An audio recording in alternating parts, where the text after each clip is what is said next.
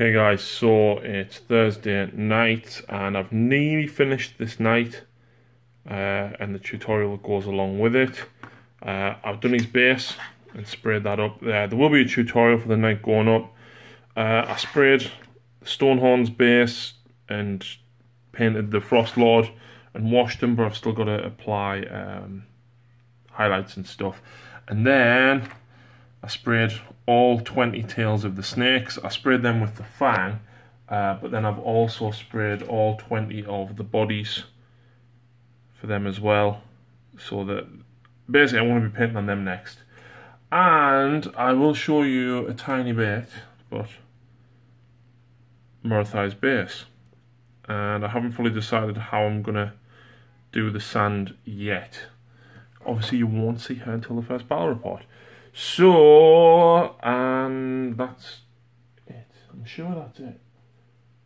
But yeah, me and Lucy's got some stuff that we're going to work on tomorrow, so we'll come back soon.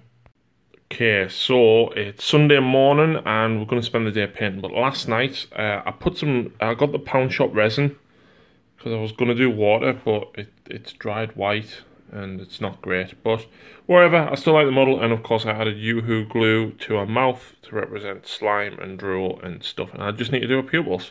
I finished off 3 Yetis, so that takes me to a total of 9. And when you see the battle report when I use 6 Yetis, you'll understand why I want 9. Base for the Morlock, base for the testicle that Lucy's going to be painting, and she's painting this. Now, she didn't know whether she wanted to do wood or ghostly, so I said do it wood blended into ghostly. So we sprayed it brown, and then she dry brushed all the brown up, and then she sprayed grey, and then white, and then she's added Neolac Oxide, Drakenhof Nightshade, Queller Green Shade, and all sorts. And then she's going to dry brush it all white again. And she's going to paint all the barnacles and stuff up afterwards. And yeah, it should be pretty cool. So I'm looking forward to seeing that. And today though, I'm going to work on some Daughters of Cain. Right, so it's Sunday night and we're calling it a week. Lucy has painted all of this. All finished off. I love it. Absolutely brilliant stuff that she's done, and I absolutely love the effects that she's made it look ghostly and blend it into actual wood. So really nice stuff. I'm really proud of her for that. Finished off 3 Yetis, the Troll. I tried using the Poundland resin. I can't remember whether I actually said I'd done this actually. I tried using the Poundland epoxy resin that you mix together, but the clear one in the syringe wasn't there. So I got these ones. And even when I mixed them, this was still clear, just a little bit cloudy. Anyway, it's dried solid, and yeah, never mind. Yeah, what can you do? And of course, she's got some Yoo-hoo glue slabbering all over her chops. I think I did say about this because I need to do her eyes, don't I? And of course, I finished the Night Armager Warglaive, the second one. This one, there will be a tutorial available, but fully magnetized. You can swap the arms, you can move them, you can swap the melter gun out. And I've done the base. The base is going to be a tutorial as well. And I think that is pretty much it. I've fixed up some ogres and a giant that I got on eBay. And yeah, I think that's it. Yeah, that's it. So let's see what you guys have been up to. So here we go, guys, another week of your work. First of all, thank you very much to all the Patreons that have supported. Thank you very much to everybody that has supported the channel over the last few weeks. In addition to everybody that already did, of course. And you may notice something rather beautiful on the screen at the minute. And this is the Bridge of Prospero by Daniel Gibbons, who runs Big Mech Dan Skull. Dan, this is phenomenal. I've got no idea how you've done that white marble effect. I've got no idea what the little plants are. I'm guessing they're just like house plants from like B&M or something. But wow, this looks absolutely amazing, mate. Go and check out his channel. This is, of course, also for Idic Beer's Terrain Square Bridge competition. So go and check out Idic Beer's channel for that. Next up, we've got Andy Barker, who has been working on 4 Imperial Knights, and I'm guessing that's an Atropos from the chest plate straight in front. He started spraying them up in a lovely, lovely white, and I can't wait to see what Andy does with the rest of them. Next up, we've got Ayrton. Ayrton has been working on the new Shadespire gang for Khorne, and he's been working on some Bushido models there as well. So fantastic stuff, Ayrton. Nice to see that you're branching out into other games and stuff as well. Next up, we've got Bazza from Underdog Painting on YouTube. Go and check him out, and he's running a competition at the moment to win this model. Captain Artemis of the Death Watch, and very fitting considering the Death Watch Codex is the next one out. So awesome work, Bazza. Keep it up. Next up, we have Bradley Palmer, who is been painting up his Gulliman, and he's converted a Primaris Calgar. This looks awesome. I think this is from the Gravis Captain, and then he's put some Power Fists and stuff on there. Much like what I've done with Dante, he's obviously made a Primaris Calgar, and it looks absolutely boss. So really nice work. Next up, we've got Bryn Hill. Bryn has been smashing more Khorne stuff out, and he's done 3, I want to say Skull Crushers, I think they are. So fantastic work as ever, Bryn. There will be a battle report next week, actually, funny enough, between Bryn's Khorne and my Beastclaw Raiders. So go and check that out when that's up. Next up, we've got Darren Davies, and he has finished a Magnus for commission. Darren, this is unbelievable. The glow from the ball in his hand, the blend of the wings, the gold of the armour. This is phenomenal stuff, mate. If anyone is interested in checking out more of Darren's work, please check out Mark 6 Miniatures on Facebook. Next up, we've got David Gray, and he's been working on the Shadespire gangs. He's done the Reavers, which you see here, but he's also done the Stormcast as well. I love the skin tones that he's got going on here. Very bright and vibrant, and it reminds us very much of an anime feel, but it just pops so well. So really nice work, Dave. Next up, we've got David Holden, and you saw his Necrons a couple of weeks back where he's been building a little bit more of them. He's getting a Start Collecting box, I think, so he's got the Annihilation Barge and the Lord and Overlord there as well. And funny looking Cryptek there on the left, David. Very, very similar colours to mine, I believe. Excellent choice, and it's great to see your... I don't know what it is about your bases. They just the pop and look so realistic. And it's really, really nice to see them transposing from your Marines over into your Necrons. So really good work. Next up, we've got James Chalmers from Newcastle Warlords, and he has been painting up a Nurgle army over the last 2 months. And he's just finished off Rotigus and another Great Unclean One. Fantastic work, James. Really, really love the bases. I love the guts that are spilling out, and the greens and the tones are very, very sickly. So really nice work. He's also been working on some Blight Kings as well. There's 10 there all together. And again, absolutely fantastic, very sickly, fleshy colours that represent the rot of Nurgle. So fantastic stuff. Next up, we've got James McHugh from 3 Pointed Circle. James has finished one of his Armiger Warglaves off. And he's also been working on some basing for a Dreadnought.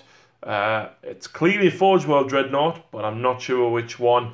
But yeah, so a spare Rhino door that he's bent and hacked up and put drill holes in. Really, really nice. And the white that you've got going on that Armiger, fantastic stuff, mate.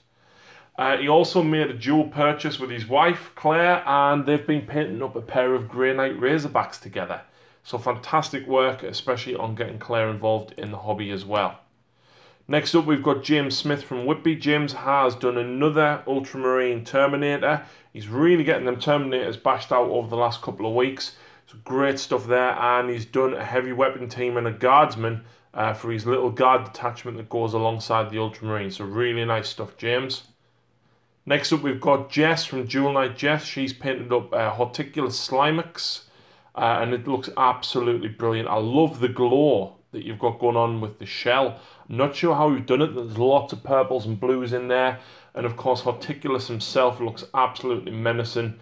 The eyeball just staring straight at you. So fantastic work, Jess. Next up, we've got Joshua Johnson, who's been working on some Scarab Cult Terminators. And the turquoise that he's got going on here, I don't know what colour this is.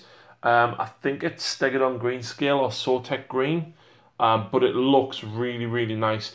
The golds that you normally see are really, really bright normally. And I'm not sure how Joshua's done this, but it looks very kind of brassy, bronze. And the whole feel is a little bit grimier than what you would normally expect of Thousand Suns. And do you know what? It looks really, really nice to see some grimdark Thousand Suns. So really well done, Joshua. Next up, we've got Keith Robinson from 40k Cracker, a group north of the Tyne. And he's been working on a couple of Dreadnoughts. This is one earlier in the week and then finished off during the week. So fantastic work there, Keith. Well done. Next up, we've got Kevin Waite from Rage Against the Dice. Check them out on YouTube for all sorts of games that aren't just Games Workshop related. I know they've jumped on the Hellboy stuff. And here is the Xenomorph stuff from Alien. So really, really nice work there. They look so sleek and glossy. Really, really liking them. So well done, Kevin. Next up, we've got Lee Hamilton. You've seen Lee's Stormcast evolve over the last few weeks. And his squad of Vanguard Hunters he put in the paint competition at Games Workshop Metro Centre. And he's won a silver pin badge. So seriously well done with that, Lee. You've come a long way with getting them painted up and they look really, really nice. Next up, we've got Michael Bottrell. Michael hasn't painted this week because he's been playing Fallout. But he finished these last week, but he didn't get them posted in time. So this is what Michael got done last week. An Archmagus Dominus and Belisarius Call. Again, in Michael's very unique style with the reds and the kind of orangey highlights. And the bases are, as ever, very earthy, rich tones. He's also finished off his 2 Armiger Warglaves. I'm sure Michael said he had 4. So I think this might be number 3 and 4 that he's finished off. So again, really class work there, Michael. Really well done. And next up, we've got Mikey Mowat. Mikey has done some more of his Fellblade, which is the throne thing that goes on the top. That's how he described it. And of course, the ethereal burning skulls and skeletons look really, really cool. He's also got the Dead Ultramarine. It's from a Primarch's base, who I can't remember, from Forge World. But I love how grimy and dark you've done that ultramarine blue. It's not like bright royal blue. It's proper Heresy era blue, and it's really, really nice, man. Next up, we've got Rob Cadd, who's been actually working on some Custodes bikes and turning them to Chaos. They look absolutely filthy, disgusting, and chaosy. And you know what? For some reason, they look incredibly menacing and really damn cool at the same time. So I look forward to seeing them painted up, Rob. Well done. Next up, we've got Roger, one of the Patreons. Roger has picked these orcs up in a bargain bin. And I'm not sure what they are, what game they're from. He did say it, but I don't remember. But wow, these guys are big orcs. And they look so, so cool. It's always worth checking out other model companies for stuff that you can use within 40k, obviously pending your gaming group or hobby store, wherever you play. But these are really cool, Roger, and I can't wait to see what paint job you give them. Next up, we've got Scott Longworth, and he's been working on Dropfleet Commander. And I know it's not the Halo game, but the alien ships remind me so much of the Covenant ships from Halo.